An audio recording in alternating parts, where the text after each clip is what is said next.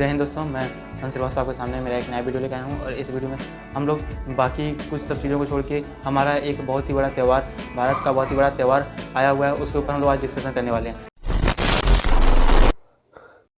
के दिन यानी कि 15 अगस्त 1947 के दिन भारत 800 सालों की गुलामी को झेल के आज़ाद हुआ था। अब कुछ बुद्धिजीवी लोग ये कमेंट में कहेंगे कि भारत 200 साल तक अंग्रेज से बस गुलामी था।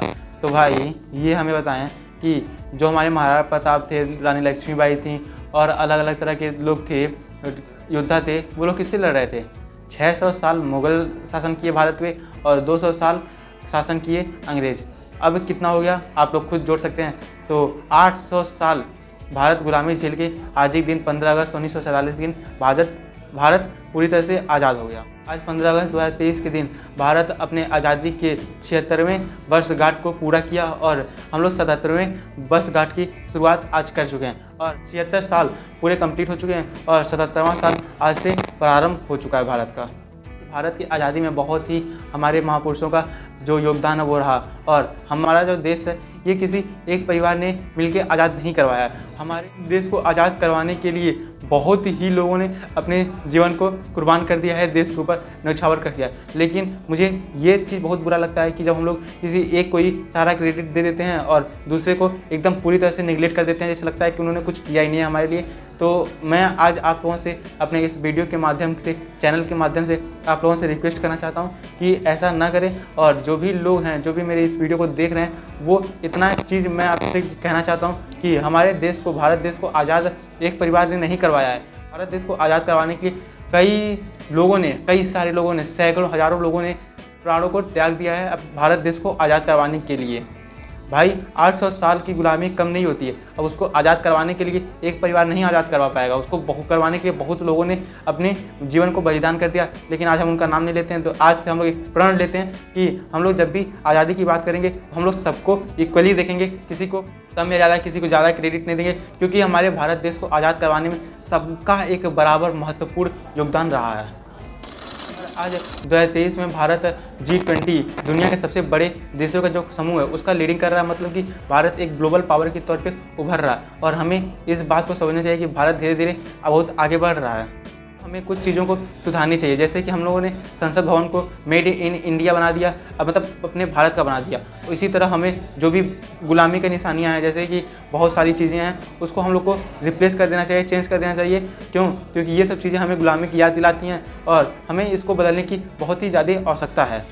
मैं आपसे एक बात बताना चाहता हूँ कि अभी मानसून सत्र चल रहा है और इस टाइम अमित शाह, एक जो हमारे होम मिनिस्टर हैं, उन्होंने एक बहुत ही अच्छा प्रपोजल रखा है जिसे में IPC और CRPC को बदलने के लिए, मतलब कि हमारे पूरे लॉ को एक तरह से मॉडिफाई करने के लिए, जिसमें हमारा एक नया लॉ काम करेगा। तो मैं इसके समर्थन में हूँ और मैं चाहता भी हूँ कि ऐसे जो कानून हमें ब्रिटिश का याद दिलाते हैं, उसको हम लोग को हर एक चीज़ को जो हमें ब्रिटिश की गुलामी को याद दिलाते हैं, दर्शाते हैं, उसको हम लोग को बदल देना चाहिए। मैं इसके समर्थन में हूँ कि ये जो कानून पारित हो जाए और ये लागू भी हो जाए। अब देखिए 77 साल पूरे होने पर हमारे देश की जो राष्ट्रपति हैं, सबसे उच्च पोस्ट जो हमारे देश का है वो है द्रौपदी मुर्मू जी का, जो आदिवासी समाज से आती हैं। अब एक आदिवासी उठ के पूरे देश के सबसे बड़े पोस्ट पे बैठी हुई हैं, तो इसके पीछे ज़रूर कहीं ना कहीं भारत एक तरह से बदल रहा है और भारत में जो भी चीज़ें हैं अब धीरे धीरे वो सब परिवर्तन हो रहा है और कुछ टाइम, आने वाले टाइम में जो जातिवाद है ये पूरी तरह से ख़त्म हो जाएगा और जितने भी हम सनातनी हैं हम लोग एकजुट होकर अपना कोई भी फैसला करेंगे और काम करेंगे। और इसी के साथ भारत दुनिया की सबसे बड़ी तीसरी इकोनॉमिक बन चुका है और धीरे धीरे ये सेकंड के तरफ भी बढ़ रहा है, जो मुझे लगता है कि आने वाले कुछ टाइम में 10-15 साल में ज़रूर हम लोग फर्स्ट के रनर अप हो जाएंगे, जहाँ पर हम लोग फर्स्ट आने के पास हो जाएंगे। ऐसा ही हो, ऐसा उम्मीद करते हैं कि भारत की जो चल रहा है, जैसे चल रहा है वो अच्छे से ऐसे ही कंटिन्यू रहे और हम तरक्की करते रहें। 47 तक पहुँचते पहुँचते भारत की तरक्की से हम लोग भारत को एक डेवलपिंग कंट्री से हटा के एक डेवलप्ड नेशन बना दें और जहाँ पे सब लोग पॉवर्टी लाइन से ऊपर रहें और हम एक डेवलप्ड देश में गिने जाएं और हम 100 साल में, ये हमारा सपना है कि हम लोग इसको जल्दी से जल्दी पूरा कर लें। अब ऐसा हो जाए तब तो मज़ा ही आ जाएगा। और इसी के साथ भारत को 100 साल पूरे होते होते भारत को एक और काम करना चाहिए, जो मेरा ओपिनियन है, मेरा सजेशन है कि भारत में जितने भी भारत में बैठे हुए जितने भी देश विरोधी हैं, मतलब कि जो देश में बैठ के देश विरोधी बातें करते हैं, उनको सबसे पहले देश के बाहर फेंक देना चाहिए। अब कहाँ फेंकना चाहिए, जहाँ पे वो लोग जाना चाहते हैं वहाँ पे हम लोग क्या करना चाहिए, इन जितने भी देश विरोधी लोग हैं इन लोग को भारत के बाहर फेंक देने चाहिए। अब ऐसे क्या होगा कि भारत के जो इंटरनल अफेयर्स हैं, जो इंटरनल मामले हैं वो कम रहेंगे, तो यहाँ पे कंपनियाँ भी आएंगी, इन्वेस्ट करेंगी, क्योंकि यहाँ पे जो लॉ एंड ऑर्डर रहेगा मेंटेन रहेगा। तो जितने भी देश विरोधी लोग हैं इनको उठा के देश के बाहर फेंक देना चाहिए। इसी के साथ हम लोगों को एक चीज़ और ही हम लोग की जिम्मेदारी है जो हम लोग को करना चाहिए। भारत को अब अपना जो पीएम है, मतलब कि प्रधानमंत्री है, ये बहुत सोच समझ के हमें चुनना चाहिए। फ्री की रेवड़ी के चक्कर में आके हम लोग को बर्बाद नहीं होना है, और हम लोग को अपने पीएम को बहुत सोच समझ के वोट करना है आने वाले इलेक्शन में, जिससे कि भारत की जो स्थिति है जो वो चलती रहे। और भारत ने जो अचीवमेंट किए वो अचीवमेंट रहें, नहीं तो कोई ऐसा प्राइम मिनिस्टर को हम लोग ला दिए तब पता चला कि जो भी अचीवमेंट है भारत की वो सब डुबा दिया। भारत आज हम जो सबसे बड़े बड़े मुद्दे रहे उनको सॉर्ट आउट कर रहे हैं की कोशिश की जा रही है। जैसे कि जो हमारी आर्मी है वो पावरफुल होती जा रही है, धारा 370 को कश्मीर से हटा दिया गया और उसको भारत में मिला दिया गया, और ऐसे ही करते करते बहुत सारी चीज़ें जो बदल रही हैं।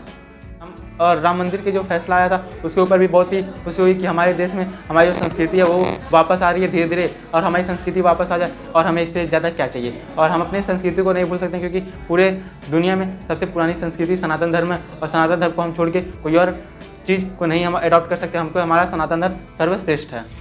और देश में एक बहुत ही बड़ा जो चेंज करना चाहिए वो ये चेंज करना चाहिए कि यूनिफॉर्म सिविल कोड को ला देना चाहिए। इसके ऊपर मैंने भी एक डेडिकेटेड वीडियो बनाया, पूरे अच्छे से इसको एक्सप्लेन किया है, तो आप लोग उस वीडियो को भी देख सकते हैं। और मैं आपको बता दूं कि भारत में यूसीसी को ला देना चाहिए, और एनआरसी, सीए ऐसे जो मुद्दे हैं इसको जल्दी से जल्दी सॉर्ट आउट कर देना चाहिए, और इसको अडॉप्ट करने की ज़रूरत है, क्योंकि हमारे देश में घुसपैठियों की कमी नहीं है। बहुत सारे घुसपैठी आके बस जाते हैं और फिर वो हमारे इंटरनल अफेयर्स में इंटरफेयर करते हैं और हमारे जो पीस है उसको डिस्ट्रॉय करने का काम करते हैं। आने वाले 2024 इलेक्शन में मुझे एक चीज़ देखने में बहुत ही बुरा लग रहा है कि हमारे मान लीजिए एक पार्टी है बीजेपी, उसके अपोजिट में जितने भी भारत की बड़ी बड़ी पार्टियाँ हैं, 26 बड़ी बड़ी पार्टियां एकजुट बना ली हैं, जिससे हमारे देश के लोगों के सामने ज़्यादा कोई ऑप्शन नहीं है। बस उनके पास 2 ऑप्शन है, मोदी को हटाना है तो किसको लाना है ये भी नहीं पता है। और ये सब चीज़ जो गठबंधन है ये सब चीज़ें मुझे नहीं सही लगती हैं, क्योंकि इसमें जो हमारे चॉइस का ऑप्शन है वो बहुत कम हो जाता है।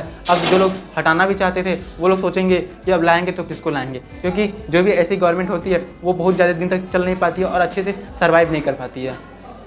अब मेरा इस पे ओपिनियन ये रहेगा कि भारत को अपने इस आज़ादी को बहुत अच्छे तरीके से मनाना चाहिए, जो पूरे देश के लोगों ने मनाया इसको। और इसी के साथ साथ जो भारत की जो पुरानी गलतियां रही हैं उससे हमें सीखने की ज़रूरत है, और हम अपने आर्मी को नहीं भूल सकते। अब हमारी जो आर्मी है आज उन्हीं की बदौलत है कि मैं यहाँ पे आज वीडियो बना रहा हूँ, यूट्यूब पर डाल रहा हूँ, आप देख रहे हैं, सब लोग शांति से घर में बैठे हुए हैं। तो ये किसी की वजह से संभव हो पा रहा है, तो वो बस एक ही लोग हैं जो आर्मी, एयरफोर्स, नेवी, इन्हीं की वजह से आज हम लोग अपने अपने घर में चैन से बैठे हुए हैं। तो एक बार जयकारा लगता है हमारी इंडियन आर्मी के लिए, जरूर दिल से लिखिएगा कि हमारी इंडियन आर्मी जिंदाबाद है, जिंदाबाद थी, जिंदाबाद रहेगी।